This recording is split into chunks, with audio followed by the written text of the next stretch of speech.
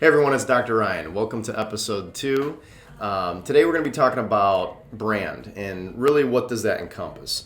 There's a lot of misconceptions about what branding is or the field of brand design. I'm going to try to break it down very high level and why the awareness of your brand is so important. This topic is really about increasing brand awareness and why connecting with a larger audience shouldn't be intimidating, because it shouldn't be. What's nice about the age we live in with social media and digital design and everything creative that we've got going on in our world, that you can be a very small brand and still have large and high impact on your target audience. But with that said, I do want to take a little bit of a step back and define what brand is. I've heard it used as a noun, as a verb, as everything in between, and really it is a design methodology on strengthening and representing a organization or a cause or an individual. So sometimes you hear people, oh, you're an individual, you can't have a brand. Not true. Think about all celebrities out there. Think about politicians. They all have their own brand. It's their individual mission and core values they stand for, whereas in an organization, they have a brand that is what they stand for and what they believe in.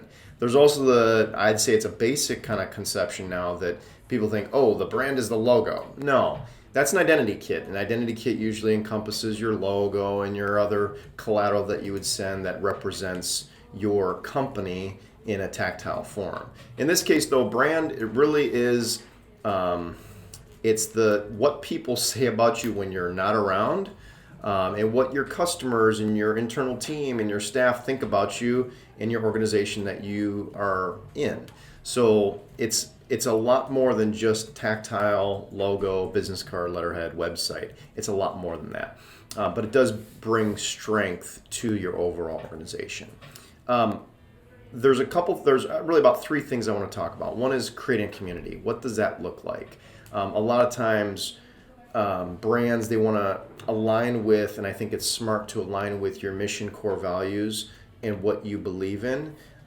That's the easiest way to do it. And I hate to say the word authentic. I like that word a lot, but it's true. Just be authentic to what you're about and build a community, whether it's customers, whether it's staff, whether it's your team, that all align with it. Now, it doesn't mean they have to be, zombies and they all follow blindly. No, I don't like that, but I'm saying that they should be really aligned with it. You think about, let's talk about some of the big brands in the world. Let's talk about Apple.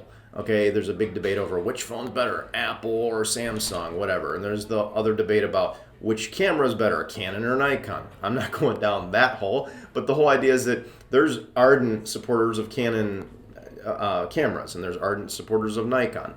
And the reason is not that there's a huge difference. I'm sure there are. But the whole idea is that people are used to the quality, they're used to the way it feels, they're used to the way of how it supports and adds value to their life. Same thing with iPhone and Samsung. We were just talking about right before we came on, there's a new feature in the new iOS where you can add these little micro widgets onto your splash screen for your phone. What a cool way to serve and empower your users with a little simple tactical development technique on the iPhone, new rollout of the iOS for iPhones, that really strengthens the brand. It's that smoothness, it's the cleanliness of getting right into certain apps that I'm sure people use a lot. So, but creating that community that spread your message, your mission, your vision, and your core values. It's so easy. It's a really easy tactic to implement. The next one I'm going to talk about is ways in which you can build and empower your brand. I think one of the most powerful ways is shareable infographics. I think that things that can actually be shared on social, on LinkedIn, on YouTube, on all your different platforms, where it's content. And I said YouTube, and I didn't make a mistake. I actually like it where I've seen infographics kind of broken down by leadership teams and individuals, and that it could be a corporate setting, but you have a very visually defined presentation that walks through what we're about. It could be part of your onboarding process, but the whole idea is it's an infographic. It's content that's designed graphically to present and portray what you're about. Other ways in which we list a couple other things: user intent related keywords. What are the keywords and things that you want to be represented of when people are searching you out. Taking a step back on branding, there's that internal audience, your team, your customers, your clients, but then there's that external audience. Those are people that don't know about you, don't know who you are, but they align with you on your mission, and they would be good to kind of welcome into your organization, whether it's a customer or an employee or a team member. So those are there's typically two audiences when it comes to brand: those that know you, those that don't. And how can you bring more to those on the side of knowing you? Referral program, here's another tactic, just kind of talking about the tactics that you could use. Referral programs are always good, where it's like, hey, you can have this with your clients where, hey, spread the word about what we're doing, what we're about, what our mission is. And as typically like-minded people, they do community together, they do life together, they're going to share and say, you need to check out whatever. There's so many amazing meal planning systems and sites out there that help you meal plan. I think I got an ad for Butcher Box the other day. I'm not a huge meat eater, but still, it was pretty cool. And then all of a sudden I started getting tons and tons of those type of ads for different Butcher Box type companies. Clearly, Facebook algorithms are all watching what I'm doing, and there's a lot of remarketing and algorithms happening that are showing me that content. But still, do you see how that's really cool that the technology we have today, you can just be talking about, all of a sudden you're receiving that type of content to engage with. Last but not least, giveaways. I think that's a good tactic. It's not one of my favorite tactics. I think that giveaways can be, people are just looking for free stuff sometimes, so you want to be careful about how you plan it and how you build that strategy. But I think that, I love the idea of live webinars. I think live webinars, especially if you're a tech company or you're trying to go into a new market, I think having webinars really where it can be educational and giving, always give. Don't make it a big, if it's a webinar, it doesn't mean it's necessarily a sales event. I hate that when it's like, sign up here at the end. It's like, that's kind of just, I don't know. That's not the way I would do things. However, it's still good to inform your audience, especially if it's an internal audience. Educate them as much as you possibly can. Last but not least, we talked about creating a community. We talked about some tactics. Last but not least is humanizing your brand. A lot of CEOs and leadership individuals and organizations say, well, should we have it be just the brand and there's not a human face behind it? I don't agree with that. I think you should have one or more people represent the face of the company. I think that's healthy. I think it also can be draining. I did a lot of research and writing in my studies in my doctoral program, and it was about, is leadership a consistent role? Oh, he or she is the leader of the company, and they're always going to be in that position. There's a lot of studies that show that that's really a recipe for disaster and burnout, where it's required that there's sabbaticals. It's required that there's a really strong team around them if they're going to be the point person for all of the engagements and brand initiatives for the company. But I would say as a startup or small, even a medium-sized business, pick your leadership team or maybe it's the one of the key players on your team to be that face and that voice of the brand, and really make sure that that person can humanize the brand and not make it just very, okay, I like it, but I don't really want to get involved. I don't want to be a part of their mission. I don't want to get involved with what they're doing. If you're a product based, you're selling widgets or gizmos, I think that making it where it's a very tactile, good user experience, the packaging is solid, everything is really nice and solid. That in a way humanizes your brand. Apple's done a phenomenal job over the last decade, 2 decades now, 3 decades, of really making it human. They even really, I think it's about the human experience and making people's lives better. Well, even when you're opening up their packaging, it's a good experience. My kids say it's satisfying when they peel back the plastic, and it's true. They've really made it where they're thinking through every little component of the experience, and have fun with that and double down on that. I think that there's a lot of weight that can be given to your brand strength if you really truly say, hey, let's humanize our brand and make it where it's strong, a good experience for all of our potential customers or our team. I think that's important too. Thanks so much. Talk to you in the next block. Hi, everyone.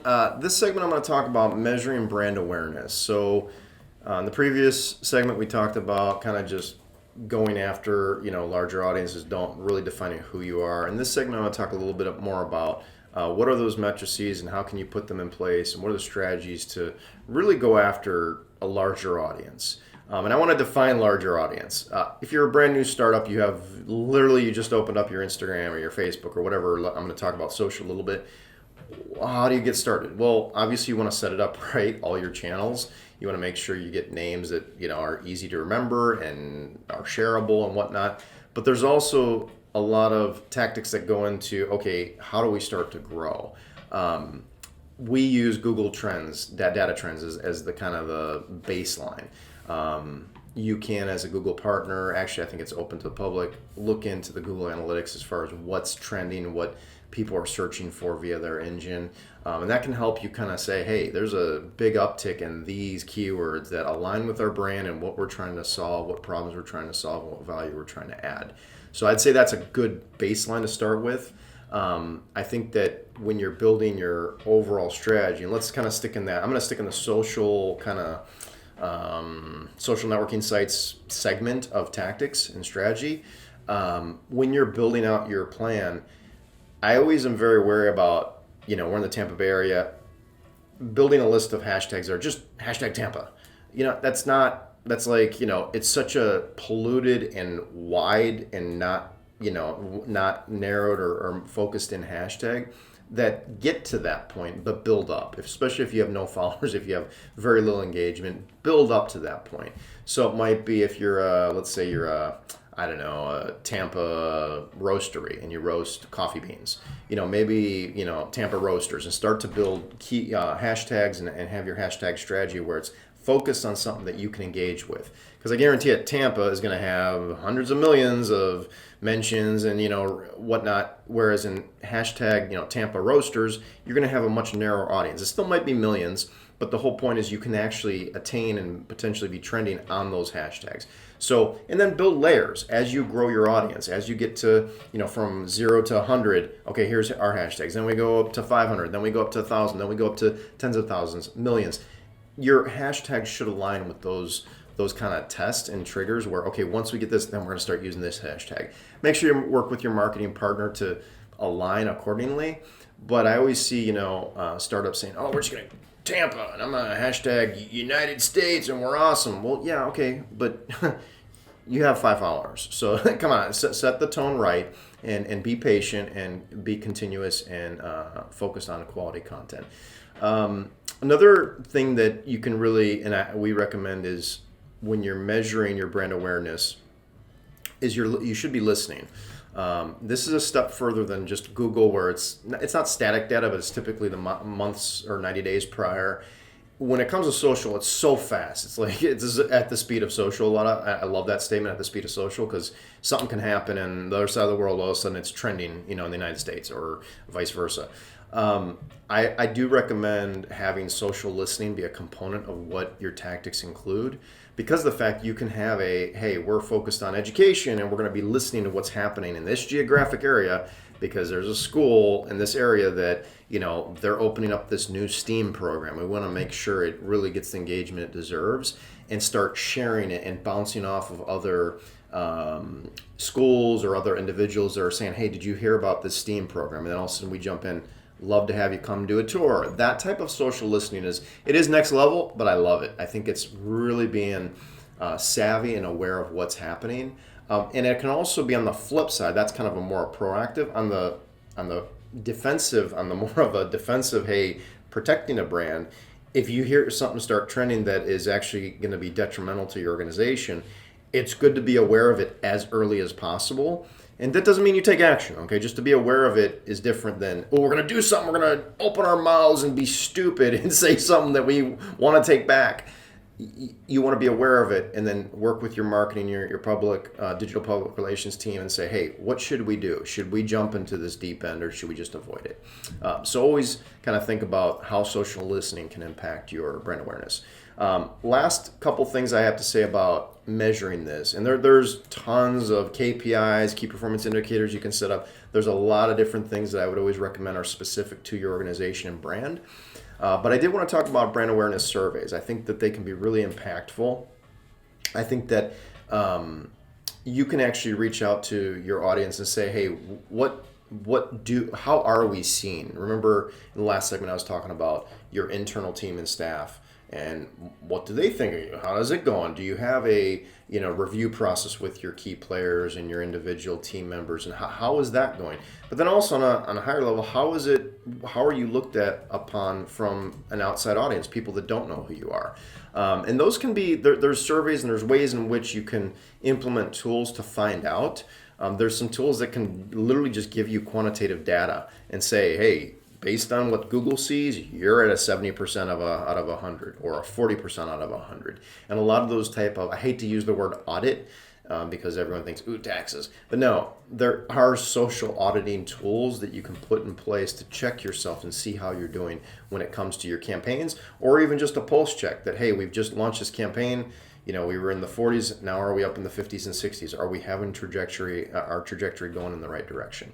Last but not least are the very easy metrics and matrices that you can put in place, and those are social shares and reach. Pretty much every platform out there, help me be honest, Rachel, Amber, every platform out there has reach and shareability reports for free that you can access. The one thing that I'd say is difficult is that they're kind of on each different social platform. So it makes it where, okay, I got to go log into Twitter. Now I got to go to YouTube. Now I got to go to LinkedIn. Now I got to go to Instagram. Who did I forget? Facebook. So it makes it where it's very clunky to see all of them. And so that's why I highly recommend partnering with whether it's an agency or some type of platform that can help you gather that all into one concise.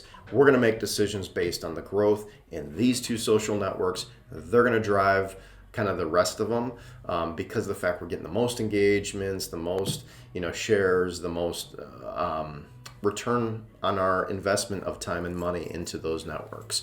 So be wise when it comes to measuring your brand awareness and setting up those different metrics for your company and your organization. And again, I highly recommend working with them, whether it's a brand specialist or someone that is in marketing to help you kind of set, hey, what should my goals be? I just want to be known, or I just don't want to post social, but is it a waste of my time? I recommend choosing networks that can be somehow relevant to your organization, and it might just be it's building the culture. So if you have to bring on team members, you have a culture set on social where when someone's interviewing, they want to work and be a part of it. Or if it's, man, we sell widgets and we have the best widgets, and they look at your social and they're kind of doing some research on you and like, these things are incredible. Look at all the comments and the engagement. People love it. And there's a lot of likes and shares. Then you can kind of have your brand strength be there as well. So thanks so much. See you in the next segment. This last segment's a fun one, is choosing, and I touched on it in the last segment, choosing the right social media accounts or social networking site for your brand. Which ones should you choose? Twitter, TikTok, Snapchat, Facebook, Instagram, YouTube. Which one? And there is no recipe for success for every organization. I'm going to say that depending on your organization, that's where the weight should lie. I'm going to say, when a company, let's say a startup, they're first getting going, they're like, should we be on TikTok? Should we be on Twitter? I'm going to say, what are your goals first? Let's start with that. Is it, and also what is your organization made of? Is it a product or a service? Is it a B2B? Is it a B2C? Business to business? Is it a business to customer? What are all the kind of high level questions? And sometimes you might not know all those questions. You're really good at making gizmos and gadgets, and you're like, I don't know if this is going to do well on Twitter. Imperative that you talk with someone who is either in marketing or is aware of your product so they can help guide you, or they've blazed that trail before so that you can avoid all the pitfalls. But defining goals is the most important. I'd say just start with that. Define your goals. Say, we want to sell 10,000 widgets in Q1, 20,000 in Q2, 20,000 in Q3, and 25 in Q4. Okay, there's goals. You're selling widgets. So what network would make the most sense for your widgets? And then you list all the networks, and so you say, okay, I see Twitter, man, because my widget is in education, Twitter is known for being education, journalism, news. That's where things thrive. Yes, I'm going to do Twitter. Let's look at Facebook and Instagram. I always put Facebook and Instagram together, not intentionally. Meta, they kind of own both, but the whole idea is that there are different audiences and the messages are different. It used to be a joke that Instagram's like Twitter for people who can't read. No longer the case. Sorry, everyone, but it's it was that case before. It was just pictures. It was like nonstop pictures. Now it's not that case. There's a lot of engagement, really cool tools that they've added to Instagram. They've even added a kind of a shopping/marketplace that they've gone back and forth on. But I think they've made right decisions when it comes to Instagram. I think Instagram would be wise. I think that that's perfect. I would say Facebook, question it if it's if it's a widget for education. I'm keeping that's what the product is. I'd be careful because Facebook is it's really turned into other than the marketplaces, it's a little bit of a different kind of vibe. What I would say is if you have a marketing partner or if you have a specialist on your team that is good in Facebook ads, I'd say yes, makes sense. If not, I'd say let's just post based on branding, if at all. I would focus on Instagram. LinkedIn. Education, LinkedIn, it's always been good. I would say potentially. You'd want to see what, if it's higher education and you're serving a larger audience that makes sense, I would use Sales Navigator on LinkedIn, a really powerful tool to help reach and engage the higher education audience. Let's see here, what else? TikTok, Snapchat, there's a lot of other channels that may or may not make sense depending on your audience. Also, I always am adamant about when it comes to breaking up your demo profile, there's only two, and I kind of follow Google's alignment on this, and it's gender and age. So I'm going to say that define what you're targeting when it comes to gender, and then when it comes to age, use standard advertising best practices.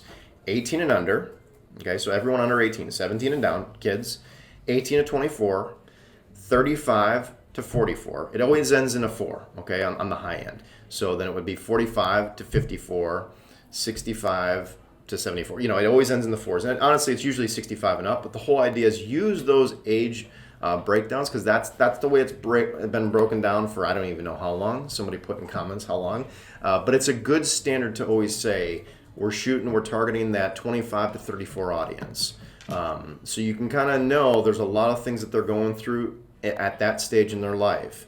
If you're targeting an older audience, okay, we know that they're looking at retirement. They're looking at potentially investment. So there's things that they're going to be looking at.